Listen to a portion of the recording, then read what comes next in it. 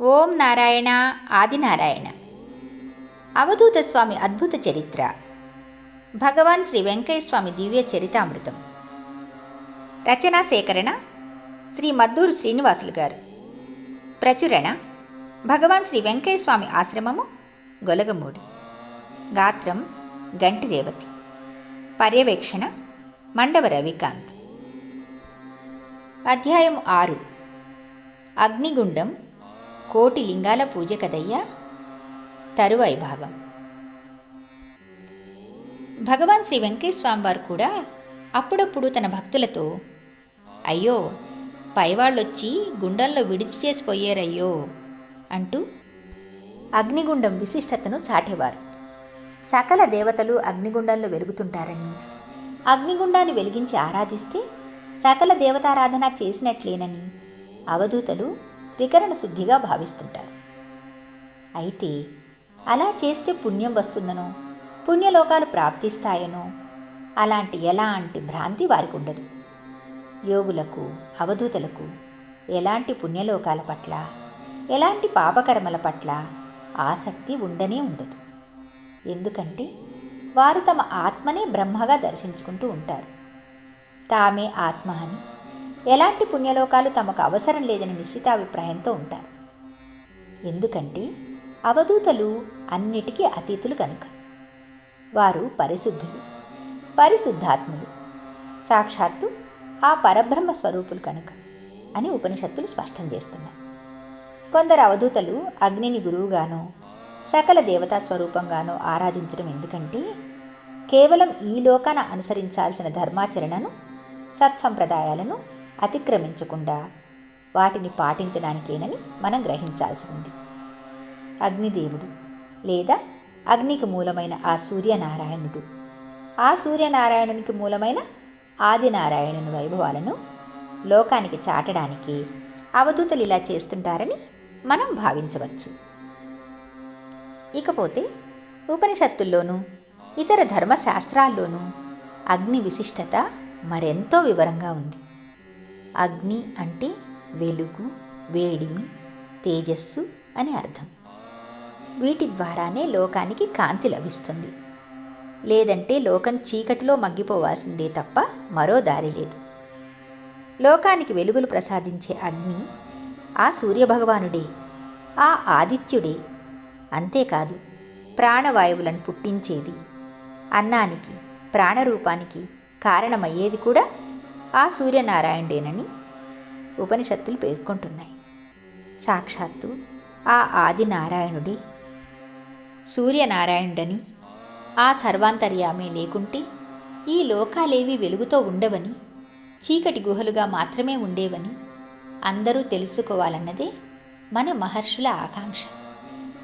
ఈ గాలి, నీరు, వృక్ష సంపద అంతా ఆదిత్యుని స్వరూపమేనని, ఎన్ని లోకాలను వెలుగు కిరణాలతో తాను కాంతిమంతం చేసినా తనకేమీ తెలియనట్లుగా, ఏవీ తన ఆత్మకు అంటకుండా ఆత్మజ్ఞానిలా ఉండేది ఒక్క సూర్యనారాయణుడేనని, ఆయనే లోక సాక్షిగా నిలిచి ఉంటాడని ఎంతో ప్రఖ్యాతి చెందిన ఆదిత్య హృదయం కూడా స్పష్టం చేస్తోంది. త్రేతాయుగంలో రావణాసురునిపై యుద్ధం చేసే సందర్భంలో శ్రీరామునికి విజయాన్ని చేకూర్చడం కోసం అగస్త్య మహాముని ఈ మహాశక్తిమంతమైన ఆదిత్య హృదయాన్ని బోధించినట్లు శాస్త్రాలు పేర్కొంటున్నాయి. నక్షత్ర గ్రహతారాణం అధిపో విశ్వభావన తేజసామపి తేజస్వి ద్వాదశాత్మన్ నమోస్తుతే ఆదిత్య హృదయం అంటూ ఆదిత్య హృదయంలో ఆ ఆదినారాయణుని విశిష్టతను ఎంతో గొప్పగా చాటారు అగస్త్య మహర్షుల వారు. ఆదిత్య హృదయాన్ని భక్తితో పఠిస్తే శ్రీ సూర్యనారాయణుని కటాక్షంతో విజయం చేకూరుతుందని స్పష్టం చేశారు. నక్షత్రాలు, గ్రహాలు అనే రెండు విధాలుగా ఉన్న ఆకాశంలోని వెలుగు చుక్కలను పగలు కనిపించకుండా తన వెలుగుతో కప్పివేసే అధిపతి ఆ సూర్యనారాయణుడే. అంతటి ప్రతిభావంతుడాయన. అంతేకాదు, ఈ సకల ప్రపంచాన్ని ఒక నియమం ప్రకారం నడిపించే అంతర్యామి కూడా ఆదిత్యుడే. ఏడాదిలో 12 నెలల్లో 12 రకాలుగా వెలుగుతూ ప్రపంచానికి వెలుగులనిచ్చే సూర్యనారాయణుడు మరెవరో కాదు, సృష్టి స్థితిలయ కారకుడైన ఆ ఆదినారాయణుడేనని సాక్షాత్తు ఆ ఆదినారాయణుని స్వరూపమే సూర్యనారాయణుడని ఆదిత్య హృదయం స్పష్టం చేస్తోంది. అందువల్లనే అగ్నిని పూజించడం అంటే సాక్షాత్తు ఆ మహాదేవుడిని పూజించడమేనని అర్థం చేసుకోవాలి. అందుకే అగ్నిగుండం పూజంటే కోటిలింగాల పూజ కదయ్యా అని ఒక్క మాటలో ఎంతో అద్భుతంగా అగ్నిహోత్రం విశిష్టతను తెలియచెప్పారు అవధూత భగవాన్ శ్రీ శ్రీ శ్రీ వెంకయ్య స్వామివారు. శ్రీ వెంకయ్య స్వామివారు ఆ రోజుల్లో పెంచులకోన అడవుల్లో తిరిగేటప్పుడు కూడా ఒక తాడు చివరన నిప్పంటించుకొని తిరుగుతుంటే చూసిన వారవన్నీ పిచ్చి చేష్టలని భావించేవారు. ఆ తర్వాత ఎప్పుడో కొంతకాలానికి కానీ స్వామివారి విశిష్టత, మహిమలు, లీలలు జనానికి అర్థం కాలేదు. తామెక్కడ ఉన్నా ఎదురుగా అగ్నిని ప్రతిష్ఠించుకొని కూర్చోవడం, అగ్నిని అనవరతం ఆరాధించటం అవధూతల లక్షణమని, అదే అవధూతల చిహ్నమని అప్పట్లో ఎవరికి తెలిసేది కాదు. అలా తనంటే ఏమిటో, తన తత్వం ఏమిటో కూడా జనులకు అవధూత శ్రీ వెంకయ్యస్వామి వారు ఏనాడూ తెలియనిచ్చేవారు కాదు. తన గురించి ఎవరైనా గొప్పగా చెప్పడానికి ప్రయత్నించినా సమ్మతించక వారిని వారించేవారు. ఇలా ఉంటాయి అవధూత లీలలు. అందులోనూ ఈ కలికాలంలో లోక కళ్యాణం కోసం భగవాన్ శ్రీ వెంకయ్యస్వామి వారు నిత్యం అగ్నిగుండం వేసుకుని అగ్నిని ఆరాధిస్తూ నిత్యాగ్నిహోత్రులుగా ఉండడం ఎంతో గొప్ప విషయం. అలాంటి పుణ్యమూర్తిని ఆ రోజుల్లో ఎంతోమంది ప్రజలు దర్శించుకోవడం వారిదొక భాగ్యం. అలాంటి దివ్యస్థితిలో స్వామివారిని దర్శించుకున్న పూజ్యశ్రీ ఎక్కిరాల భరద్వాజ ఎంత పుణ్యాత్ములో కదా. అంతటి మహా అవధూత అయిన భగవాన్ శ్రీ వెంకయ్యస్వామి వారు వేసిన అగ్నిగుండం మరెంతగా శక్తివంతమైనదో కదా. అందుకే శ్రీ స్వామివారు ప్రారంభించిన ఆ మహాయజ్ఞాన్ని గొలగమూడిలోని శ్రీ స్వామివారి ఆలయంలో ఆశ్రమ నిర్వాహకులు ఎంతో భక్తి శ్రద్ధలతో నేటికీ కొనసాగిస్తూనే ఉన్నారు. భక్తులందరికీ అగ్నిగుండం ప్రదక్షిణ భాగ్యం కల్పిస్తున్నారు. ఇలా అప్పట్లో శ్రీ స్వామివారు వెలిగించిన ఆ అగ్నిగుండ మహాయజ్ఞం నేటికీ నిరంతరం కొనసాగుతూనే ఉంది. ఎప్పటికీ వెలుగుతూనే ఉంటుంది కూడా. సకల శోకాలు, సర్వ పాపాలు, అన్ని రోగాలు పోగొట్టే దివ్యౌషధం అగ్నిగుండం. ఆ ధుని విభూది కూడా ఎంతో మహిమాన్వితమైనది.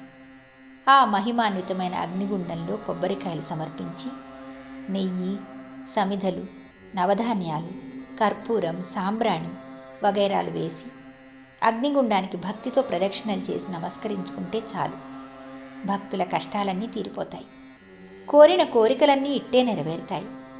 ఇందులో ఎలాంటి సందేహం లేదు. తమ పంట పొలాలు సరిగా పండకపోతే భక్తులు ఆ అగ్నిగుండంలోని విభూతిని తీసుకుని వెళ్ళి చల్లేవారు. దీంతో ఆ పొలాలన్నీ పుష్కలంగా పండేవి. పాడి పశువులకు లేదా మూగజీవాలకు ఏవైనా జబ్బులొచ్చినా వాటిపై ఆ విభూతిని చల్లితే చాలు, ఆ జబ్బులన్నీ పోయేవి. ఆ ధుని విభూతిని నొసటను ధరించే వారికి ఏ బాధలు, భయాలు ఉండవు. అన్ని కష్ట నష్టాలు తీరిపోతాయి. అంతేకాదు, ఊళ్ళల్లో, ఇళ్లల్లో గ్రహదోషాలు, చీడపీడలు, గాలి దోషాలు, ఇలా ఏ చిక్కులు చికాకులున్నా సరే వాటన్నిటికీ ఒకే ఒక్క దివ్యౌషధం స్వామివారి అగ్నిగుండంలోని పవిత్రమైన విభూతి అన్నది అందరికీ విదితమే. స్వామివారిని భక్తితో ధ్యానించి విభూతిని ధారణ చేసి భక్తులు తమ కష్టాలు పోగొట్టుకున్న సంఘటనలు కోకొల్లలు. స్వామివారిని నమ్ముకున్న వారికి ఏ చీకు చింత ఉండదు కూడా. ఇవన్నీ స్వామివారి భక్తులకు అనుభవైక వేద్యాలే. అయినా అవధూత భగవాన్ శ్రీ వెంకయ్యస్వామి వారిని నమ్ముకుంటే ఇక తిరుగే ఉండదని వేరే చెప్పాలా? అధ్యాయం 6 అగ్నిగుండం కోటిలింగాల పూజ కదయ్యా సమాప్తం. మిగిలిన అధ్యాయాలను వచ్చే భాగంలో చెప్పుకుందాం. భగవాన్ శ్రీ శ్రీ శ్రీ గొలగముడి వెంకయ్యస్వామి మహారాజుకి జై. ఓం నారాయణ ఆదినారాయణ.